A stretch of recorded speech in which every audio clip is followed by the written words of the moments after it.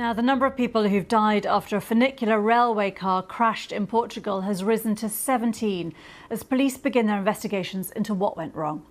Portugal is observing a day of national mourning for the victims. Authorities there say 21 people were injured and that 5 are in a serious condition. Several people were said to have been trapped at the scene and have all since been freed, but the wreckage carriage remains at the crash site. It happened right in the heart of the city, near Lisbon's Avenida de Liberdade and the iconic Central Rocia railway station. The cause is yet unknown. Will Vernon reports. One of Lisbon's top attractions, now a mangled yellow wreck. The bodies of the dead and those who were injured have now all been removed, but the investigation goes on.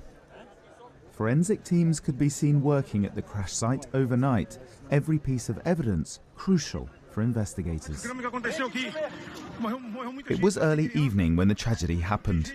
A packed carriage on the funicular derailed and, at high speed, appeared to smash into a building.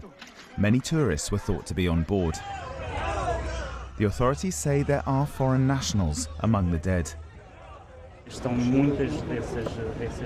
Victims in a serious condition are currently being treated in various hospitals. I'll be visiting them, but above all, I want to say at this moment we are in mourning. All the people of Lisbon are in mourning.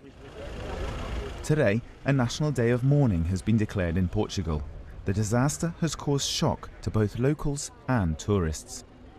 It's a tragic situation, truly tragic. I hope there were no maintenance issues, especially with the funicular cables.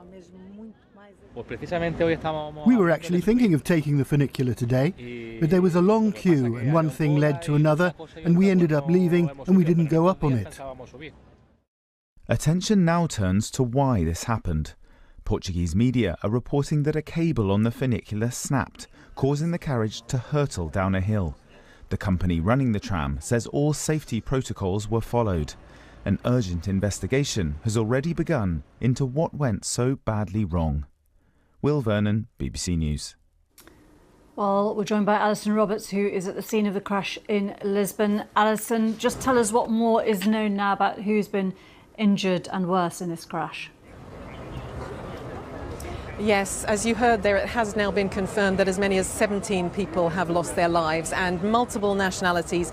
We don't know the identity of the victims, but there have been reports that as many as 10 nationalities may have been involved, and still more people still in hospitals, several people with serious or critical injuries, so the focus is still on their survival, but also to an extent the focus is shifting to the investigation into what might be the causes of these accidents, of this accident. There are several investigations ongoing by the criminal police, by the company itself, and also by the National Transport Safety Authority, which began its work today.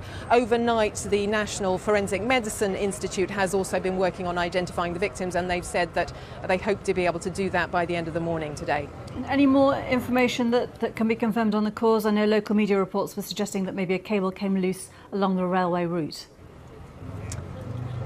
Yes, that's right. It is just local media reports at the moment. There's certainly been no official comment. The fact that this funicular operated by a counterweight, so the two counterweights to each other via a cable that ran underneath the surface of the road. The suspicion is that something happened to that cable.